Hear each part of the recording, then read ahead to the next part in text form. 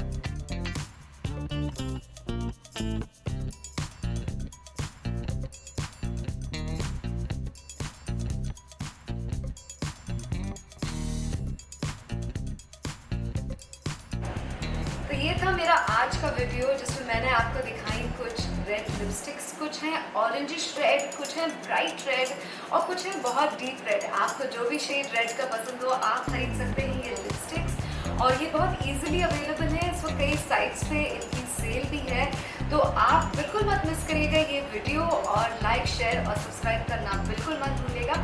जब तक हम फिर मिलेंगे, फेस्टिव सीजन खूब एंजॉय करिएगा।